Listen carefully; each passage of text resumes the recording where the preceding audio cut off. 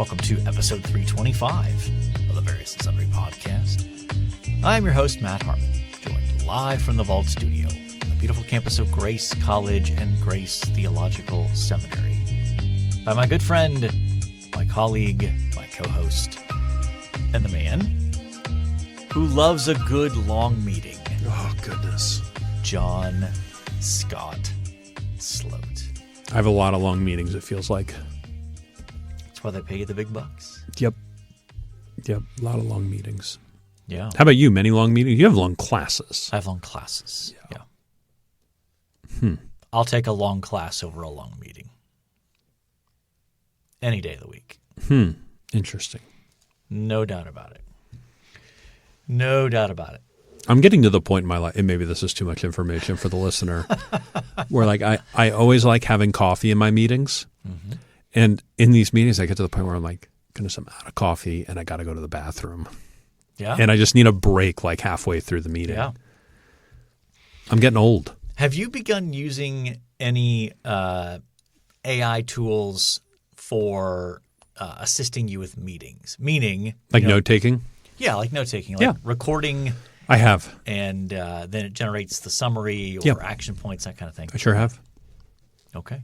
Now they're mostly good for Zoom calls. They're not good for like in-person meetings. Mm-hmm. But if I can get them in a Zoom call, it works out really well.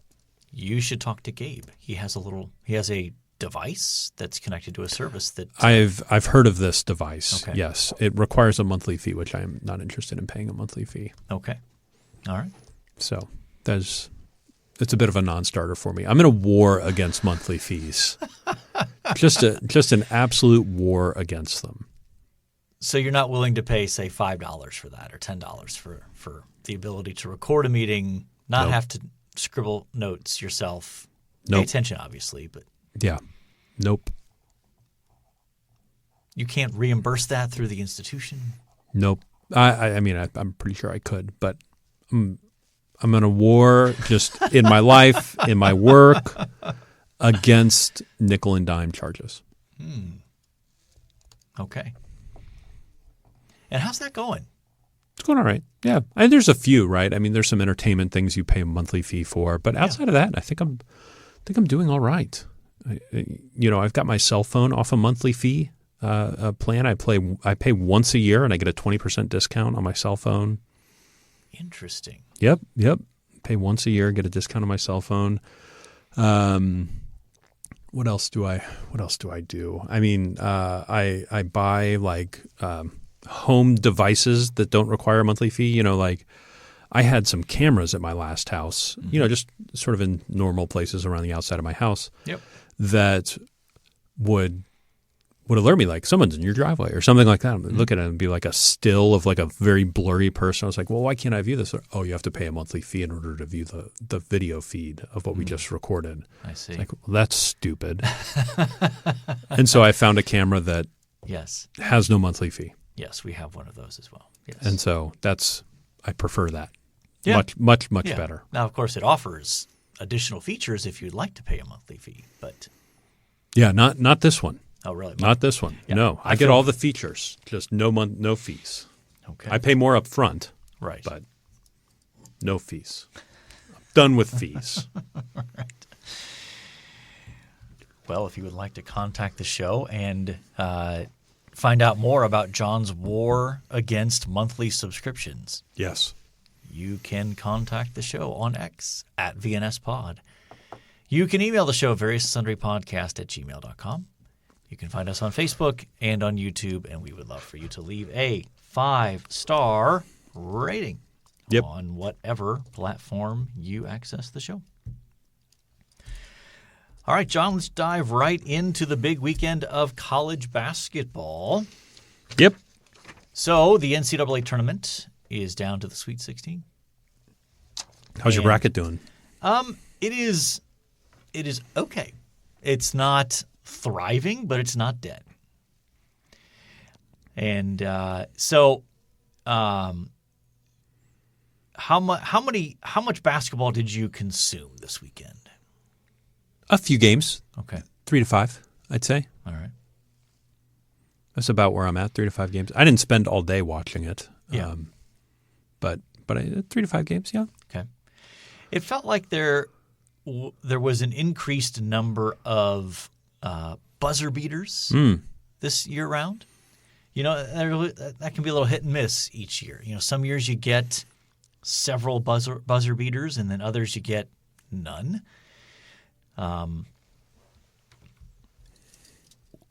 Perhaps one of the most noteworthy, even though they went on to lose in the next round, was Kentucky hitting the half-court shot to send it to overtime and then winning the game in overtime. Yep.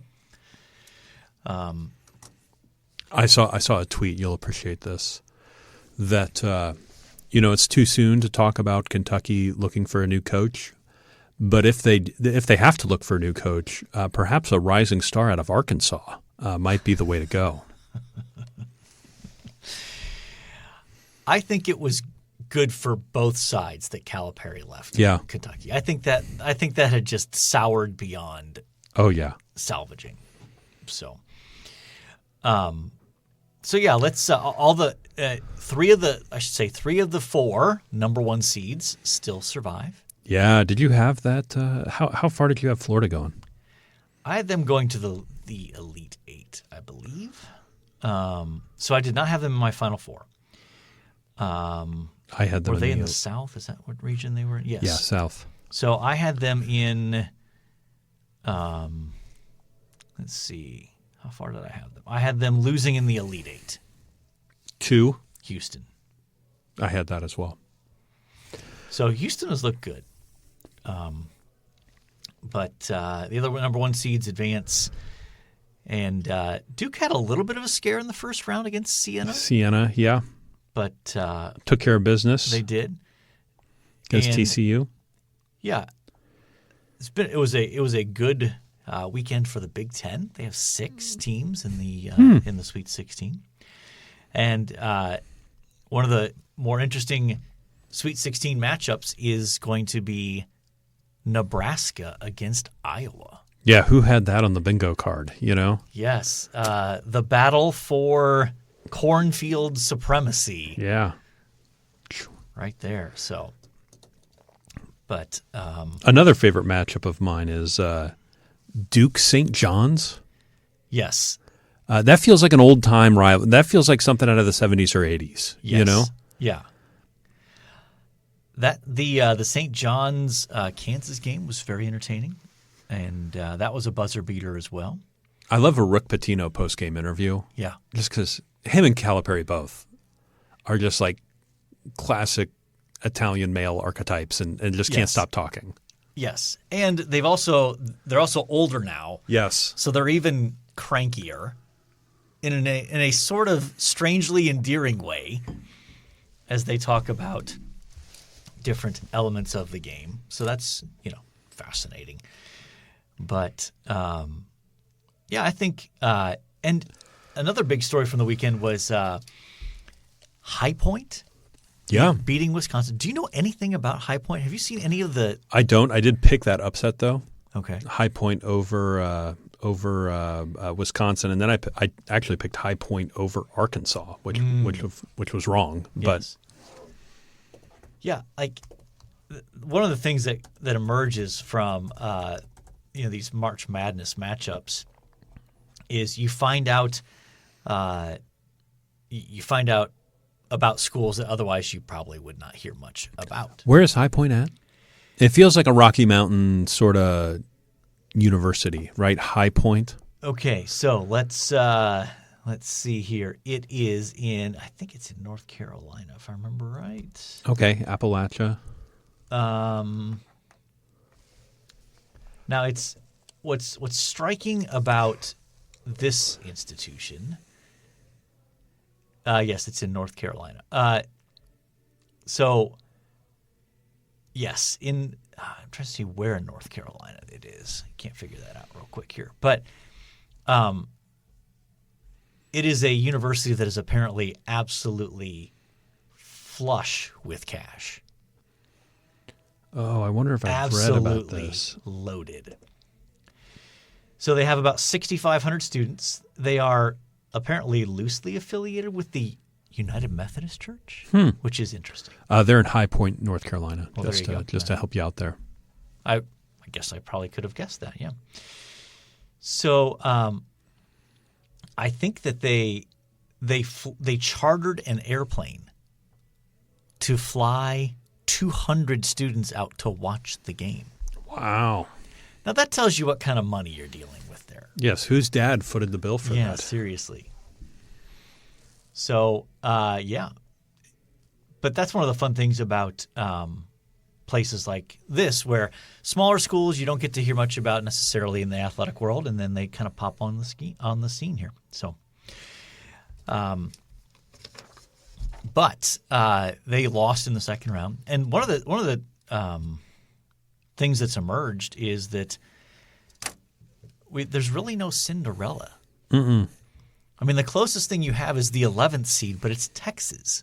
Like, I'm sorry, but Texas is like the wealthiest athletic department in the country, or at least one of the top 2 or 3. It's up there. So, I mean, the next closest is what? Tennessee? In terms of a Cinderella? Yeah, they're number a 6. Yeah. That's the closest. So a lot of chalk moving forward. Well, actually, Iowa's a 9. 9. 9. They're a 9. That's right. So yeah. Let's talk your bracket here, because. Or do you want to talk your bracket or our brackets? So let's start with our individual ones, then we'll go to the bracket competition. Okay. I have all 4 of my Final Four teams alive. Same. I have Okay. all 4 alive. Who are your Final Four, just for the pod? I have Duke, Houston, Arizona, and Iowa State. Okay. I have Duke, Houston, Purdue, Michigan. Okay.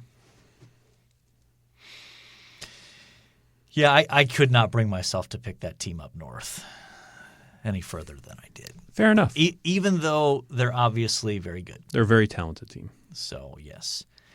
I have Arizona winning it all over Houston in the championship game. I have Duke winning against Michigan. Okay. Well, I've by 3. rarely in my life rooted for Duke, but if that were the matchup, I would be rooting for Duke. So, okay. So you want? Let's go through the bracket competition here. Okay, you want to talk full rankings here? Yeah, let's do it. Okay, so I am tied for 6th currently. Where do you stand? I'm tied for 23rd. Okay. Which means that I am. I believe you stand alone at 23rd. Am I by myself in 23rd? I believe so. Hey, look at that. I am. There's a lot of 19ths ahead of you. Yeah, by 1 game. I will say, I had one of the worst starts to the bracket I've ever had. I missed the first. I was 0 for 3 to start the tournament. Yikes. I missed on the first 3 games. Now, I still managed to finish 12-4 for the first round. So there was a bit of a rally there. Yeah, yeah. And I didn't lose any Final Four teams, or Elite Eight at that point. So yeah. That's always important, right? You got to hang on to those Elite Eight, Final Four teams as long as possible. That's right. Yeah, because that's where you're. At some point, I start looking like I haven't lost any Sweet 16 teams, and then it's kind of like, oh, now I've lost a couple, but I haven't lost any Elite Eight, and then that pretty quickly goes away. It's like I still have my Final Four. That's right. And sometimes you lose them all in one game. Yeah. So I will just note in passing that this is one of the reasons why I don't enjoy brackets, is because people who don't know a ton about college basketball can do well in this competition. Yeah. That's part of the fun, though. Yeah. If you're one of the people who doesn't know a lot about okay, so you want to go through the standings here? Yeah, sure. In first place, we have Sarah. Do you know who that is? I have no clue. Okay. Do you know who that is? I don't think I do either. Okay. I'm sure she'll reach out being very upset we don't know who she is, because that's happened a couple of times when we do bracket challenges. Also tied for first is Vince. Yes, we know who that is. Yeah, he's in marketing. And then we have John. Is this is not your son? This is not my son, no. We've had this individual. Oh, this is the guy that wrote in the review from Tennessee. Oh, there you go. Okay. Yeah. Okay. John's a good guy. Well, I don't really know him, but we have a favorable impression of him. Let's put it that way. Sure. And then in also tied for third, I think that's Nate in Ohio, is it not? oh, that might be Nate in Ohio. I don't know. I think that's Nate in Ohio. It's Nathan, so I think that's Nate in Ohio. That person did pick Ohio State to beat TCU. For what that's worth. I know that's an indicator, right? Maybe. And then also tied for third is Aaron, also known as Aaron. Do we know who that is? I assume that's Aaron from church. From North Manchester? North Manchester, yeah. Okay. That would be my assumption, but I don't know for certain. Okay. All right. He's saying this is my year. Okay. Well, maybe it is. And then tied for sixth, we have SJ for the win. I don't know who that is. I don't either. This is fun. We don't know lots of people. And then Danny from Ohio. We know Danny. Yeah. Is also tied for sixth, along with you. And then also someone named Chris, I think who nicknamed his bracket the Sparty Party. Oh. Went for Michigan State. That was a bold pick. Yeah, a little bit. A little bit of a bold pick, a little outside. And then I assume there's my father-in-law, David. that your father-in-law, David, there is in 10th. Okay. All right. Yeah, so within the Harmon family. Oh, J-Rex. He used to work for me. There you go. Yeah. Our pastor's tied for 13th. Yeah. But within the Harmon family, Jake leads the way in 13th. His lovely bride, Autumn, is tied, but has lost her. Picked Virginia. That's a bold pick. That's a bold pick, yes. So I think she's going to be in some trouble here. And then, let's see. I am in 23rd. And then, let's see. My wife is in 28th. It's tough. And then I believe that's my son there in 35th. Jonathan. Yikes. Yeah. But I will note he's still got a lot of points on the table. Well, number 37 there, I believe that's Joel from Ohio. Is it? Okay. I believe so. And number 36 is Cameron from Germany. Is it? I believe so. Okay. And then let's see. Well, we have Jacob from Oregon. Oregon or Washington? I believe Oregon. Okay. I could be wrong. Trent from Indiana. Yep. Caden from Winona Lake, I believe. Yes. Yes, I believe that's he's if that's who I think it is, he's in our community group. Huh. So yeah. But some of our top people, I just have no clue who they are, and I'm happy about that. But we're excited, and don't forget the winner gets their choice of Doc's one. I almost said his collected works. We're not giving away the collected works. Whew, that was close. One of their choosing of your books, one of your many leather-bound books. We have bracketed out the dissertation. The dissertation is not leather-bound, not you know.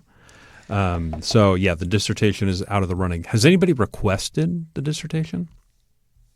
I don't think so. I do notice that Zach from Ohio is not in this list anywhere. Well,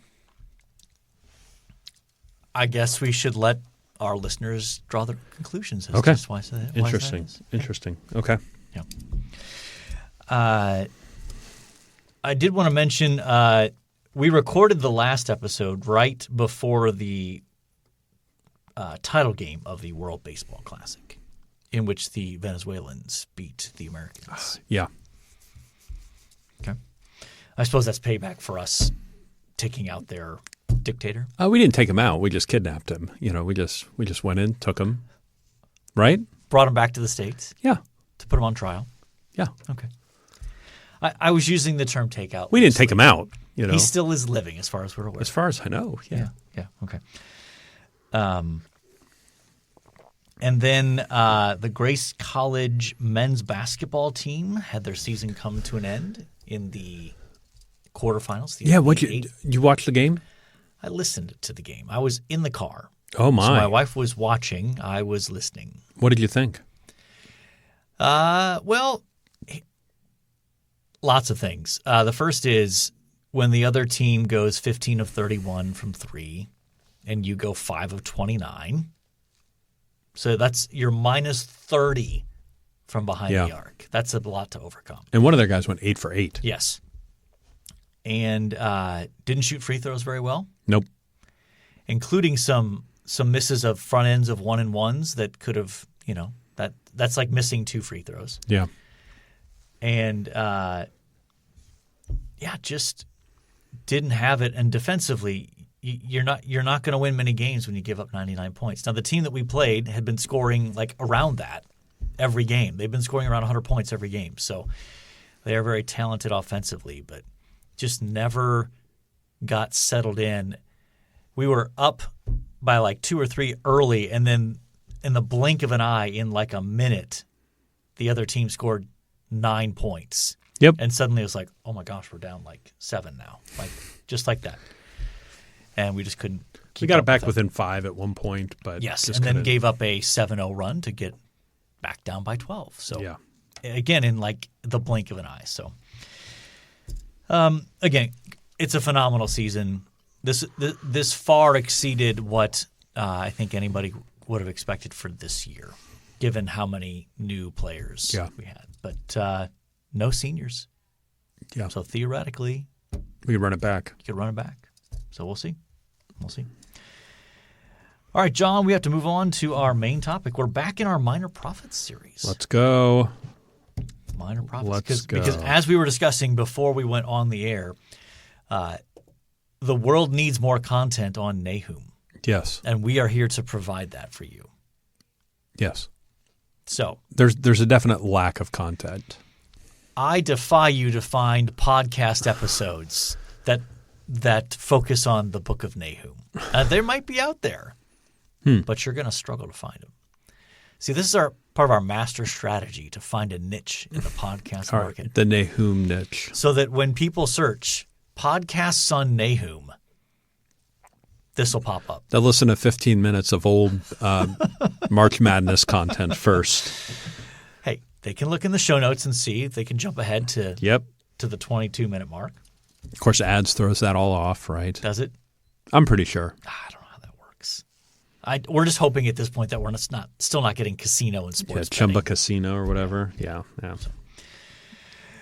All right, so let's talk Nahum. Let's do it. All right, so we don't know a ton about Nahum from this book. About the person. Yes. Yeah. As a dude, Nahum, our information about him is, somewhat limited. Because he's not mentioned outside of this book, and the book itself doesn't really tell us a ton about him. It's more just his prophecy, oracles, that he kind of goes through for most of the book. He was an Elkoshite. What is that? Meaning he was from Elkosh. Okay. But scholars don't even know where that town is. I was about to ask. So, that's of limited helpfulness. Okay. Yeah. One thing we do know is that he does pronounce judgment on Nineveh. He does. Is this? I was looking at this last night. Is this sort of?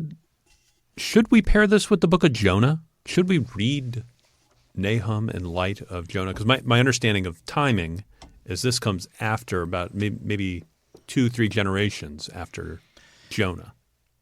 Yeah, it is after the time of Jonah. Probably, I think that's probably fair, 2-3 generations. And so I do think it is interesting to read it in connection with Jonah. I like to say that the prophecies that Nahum gives are what Jonah wishes he could have given. Yeah, I could see that. Like, if Jonah were still alive, he'd been like, why couldn't I give that message? Yeah. Because that's the message he wanted to give, that God's going to destroy the Ninevites. So, yeah, when it comes to, when this took place, so Nineveh is still at it's still full strength, so mid-7th century maybe. By this point, the northern kingdom of Israel has already been sent off into exile. That was 722. And yet the southern kingdom of Judah still in the land, so almost halfway in between when the northern kingdom of Israel goes into exile and the southern kingdom of Judah goes into exile. So yes. Now, of course, the Assyrians, and this is, we talked a little bit about this when it came to Jonah.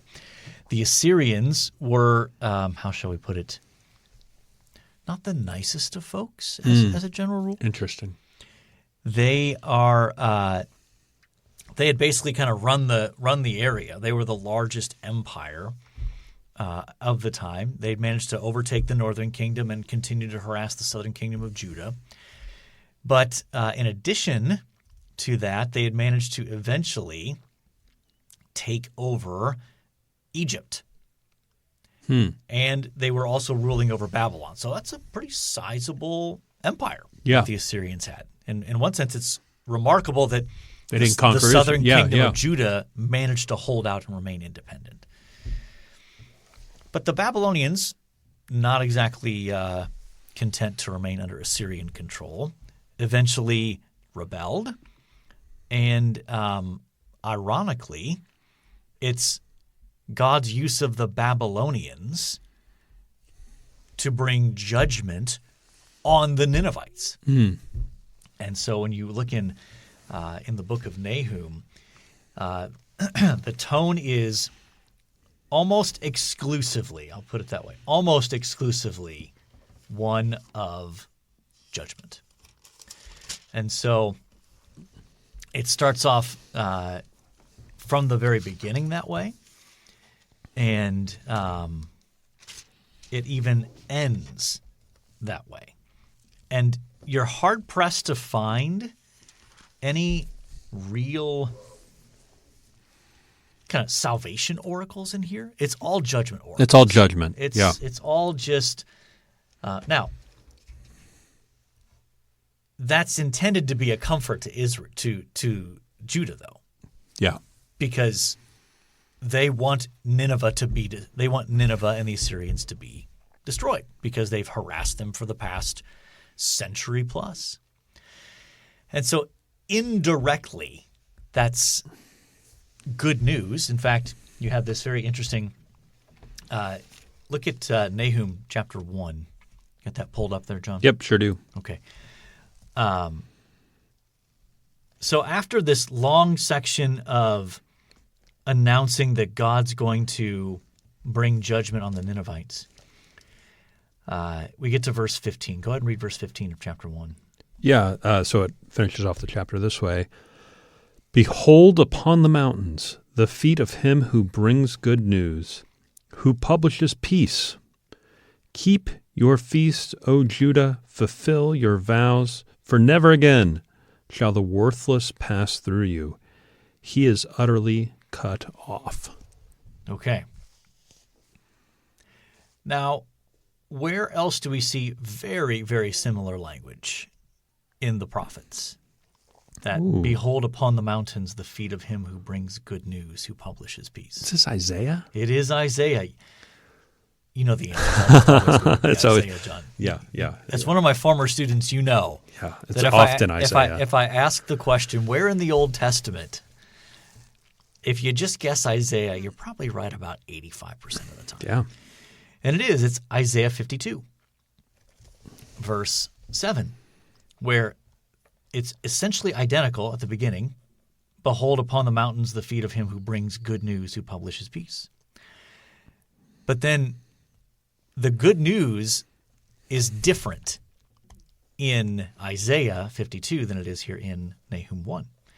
In Nahum 1, the good news is God's going to smash the Ninevites. That's good news. You should rejoice in that. You should celebrate that. And that's going to bring us peace because the Assyrians constantly harass us. But in Isaiah 52, the good news is God's establishing his reign through the work of the servant, suffering for the sins of his people and bringing in his kingdom. So a little different wrinkle there. But let's look at a couple of key passages here. Why don't you go ahead and read verses 2 and let's go 2 through 5 of chapter 1. Of chapter 1? Yep. Okay, I was prepared for chapter 2 there.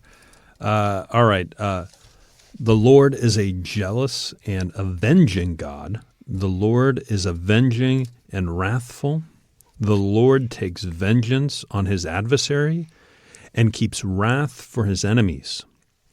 The Lord is slow to anger and great in power, and the Lord will by no means clear the guilty. His way is in whirlwind and storm, and the clouds are the dust of his feet. He rebukes the sea and makes it dry. He dries up all the rivers. Bashan and Carmel wither. The bloom of Lebanon withers. The mountains quake before him. The hills melt. The earth heaves before him. The world and all who dwell in it. Okay. So a couple of things here. Verse 3, the Lord is slow to anger and great in power. The Lord will by no means clear the guilty. That's Deuteronomy. That's Exodus. Exodus, excuse me. Exodus 34. Yes. Yeah. Exodus 34, 6 and 7. And again, here's why it's so fascinating to read this in connection with Jonah. I was about to bring that up. Yeah, it feels very Jonah-ish. Because at the end of Jonah, when God decides to relent of bringing disaster upon Nineveh because they repent, Jonah essentially quotes Exodus 34, 6 and 7 right back at God and says, see, I knew that you were like this, with an emphasis on the slow to anger, abounding in steadfast love, etc. And now here you have Nahum saying, oh, he's slow to anger and great in power, and he's not going to clear the guilty. Yeah. And he is going to bring judgment. Again, it's just so fascinating. Like, this is the message Jonah wanted to preach. What do you make, and maybe there's no connection, but he rebukes the sea and makes it dry. Is there a connection to Jonah there as well? Jonah having gone in the boat to run away from the Lord, cast into the sea, and eventually brought back out. Is there anything there? I don't know if I'd connect it back to Jonah. I'd probably be more likely to connect that back to the Red Sea. He rebukes the sea, makes it dry. He dries up all the rivers. Sure. That also connects to Jordan. So even picking up language that is used to signal God powerfully bringing his people into the land has an element of judgment, rebuking the forces of chaos. I mean, again, right, the imagery. The sea in particular is a source of chaos and evil, and so by saying he rebukes the sea and makes it dry, it's similar in one sense to the line in Revelation in the New Creation where it says, "And there is no sea." The sea is no more. Yeah. And so I think that that's probably where that imagery is probably drawn from and head. I want to point to one other thing here in terms of language. Look at verses 7 through 9 of chapter 1. You want me to read those? Yes, please. All right. The Lord is good, a stronghold in the day of trouble. He knows those who take refuge in him, but with an overflowing flood, he will make a complete end of the adversaries.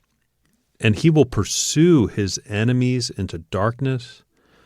What do you plot against the Lord? He will make a complete end. Trouble will not rise up a second time. Okay. So the reason I draw attention there is he's picking up language from Psalm 2 there. When he says in verse 7, he knows those who take refuge in him. Yeah. Psalm 2 ends with, blessed are all who take refuge in him, the Lord's anointed. Sure. And then in verse 9, why do you plot against the Lord? That's the beginning of Psalm 2. Why do the nations rage? The peoples plot in vain against the Lord and against his anointed. That's the beginning of Psalm 2. Kind of a reverse bracket there. Yep. Yeah. And then you see it again, verse 13. Now I will break his yoke from off of you and will burst your bonds apart. Well, that's what the nations say against the Lord. Let us burst his bonds that are upon us. So picking up language from Psalm 2. So there's a lot that we haven't touched on here in Nahum. It's fascinating, even in the midst of its relentless focus on judgment. But I think that what's helpful about that is it is a reminder that God is just and he will bring judgment. Yeah. And when you read it together with Jonah, what you find is that, yes, God sends them Jonah and they repent, but that repentance did not last. That it did not endure to the point where final judgment's turned away. And so you have Nahum coming along and saying, yeah, there's going to be final judgment. And so I think it's helpful for us to wrestle with a book like that, that reminds us of the reality of final judgment. And at the same time be able to rejoice in the fact that we have been rescued from that through the work of Christ. I think the main idea here in Nahum, God will judge the wicked and restore his people to freedom through his ultimate warrior king, Jesus Christ. I think that's how it points forward to. It's a very Jim Hamilton-y book, right? It is, yes. God's glory and salvation through judgment, right? Yep, for sure. For sure. Yeah, makes Jim's point well. Yeah, it very much fits within his... I'm surprised he doesn't talk about Nahum all the time. I go from talking about Arthur Weasley to Nahum, just back and forth. He is a big Harry Potter guy, that's for sure. That's for sure. So, yeah, Nahum, pick it up, read it. It's 3 chapters. It's not long. It's 3 chapters. Listen to it. Reflect on it. Yeah. It's well worth your time. Well worth your time. All right, John, you ready to move on? Sure am. Time now for This Day in Sports History. All right, This Day in Sports History, March 24th, 2026. That's what year we're in now, 2026. Wild. 1913, Dutch soccer forward Huug de Groot. How'd I do there? Probably good. I'm confident in the de Groot. De Groot, the Huug. You don't. Huug. Yeah. I don't know. Scores twice, one for each U in his first name. Yes. As the Netherlands score first in their first ever victory over England, 2-1 after the Hague. Yeah.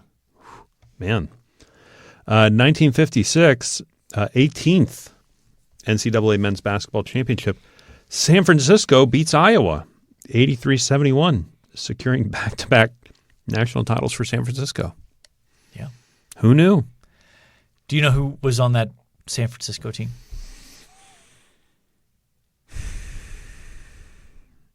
In the 50s? Oh, my goodness. In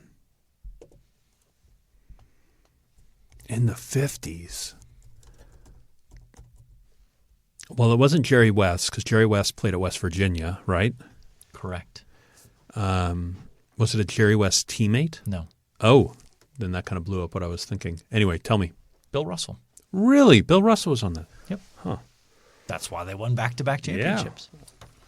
1979, Michigan State's Irvin Magic Johnson registers a triple-double with 29 points, 10 rebounds, 10 assists as the Spartans cruise to a 101-67 victory over Penn State. Yep.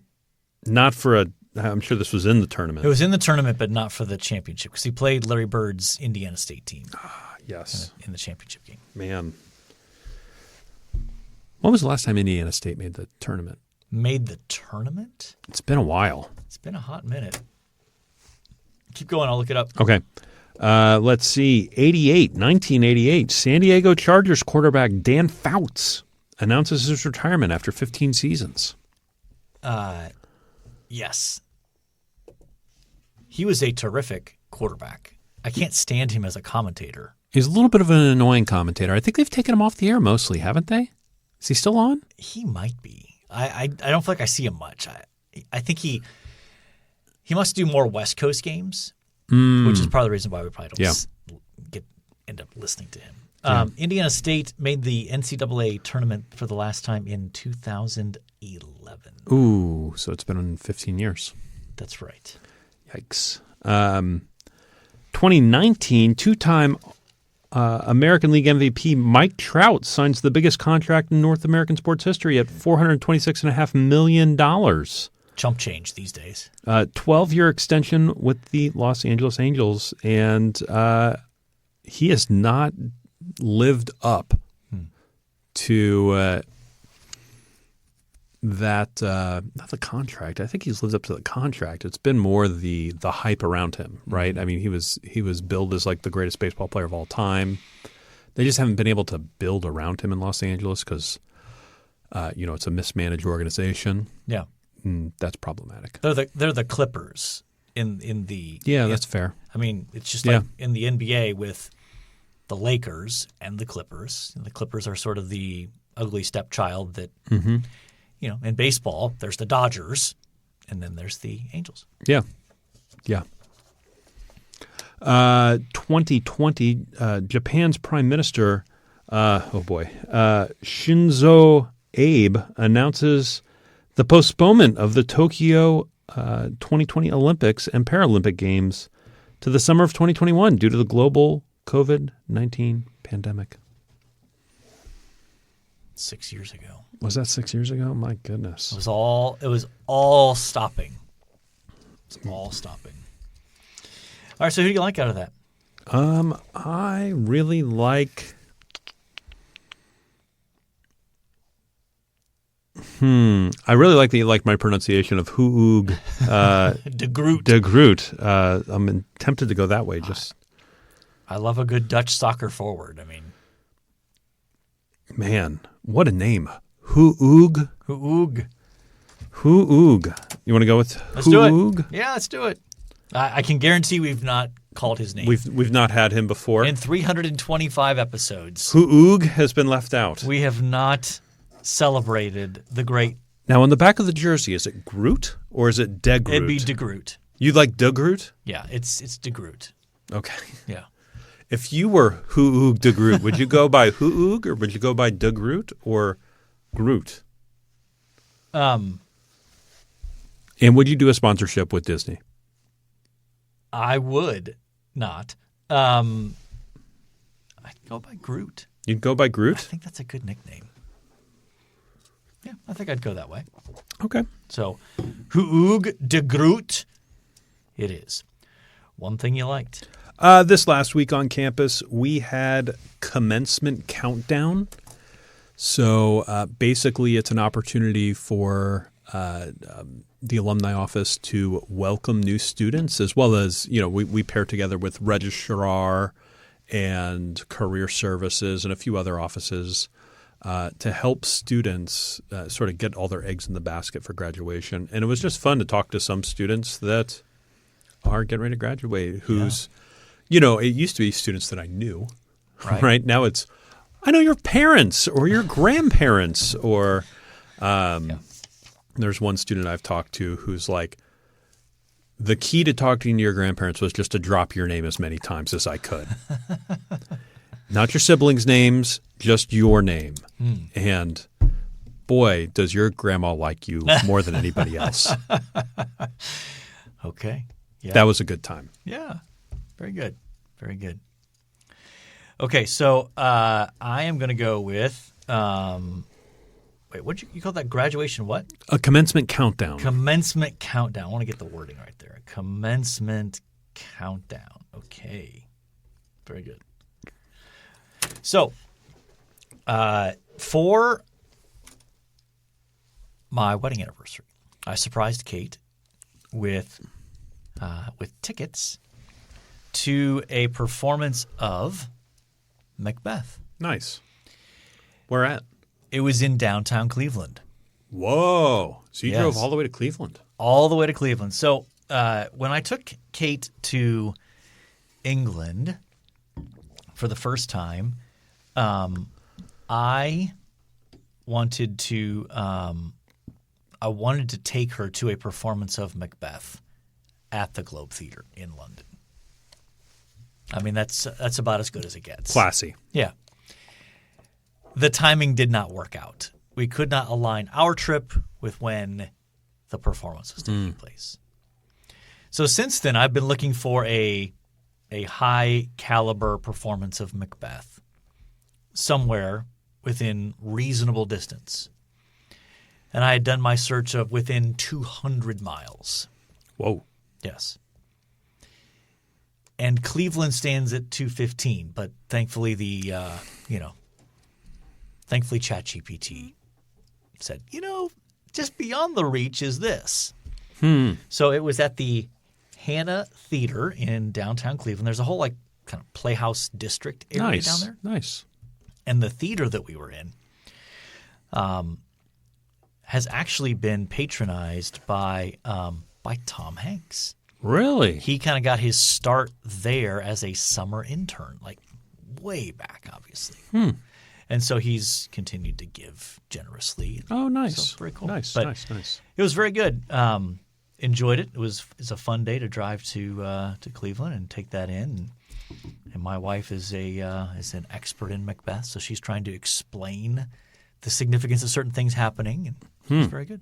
Very good. So that is my one thing I liked. Nice. All right, John, we have talked some March Madness. We have talked about Nahum. We have talked about Huug de Groot. We have talked about Commencement Countdown. We have talked about Macbeth. Macbeth in Cleveland. That's right. So I think, by definition, we have covered our various and sundry topics. And so all that's left to say is, until next time, the Lord bless you all real good. Later.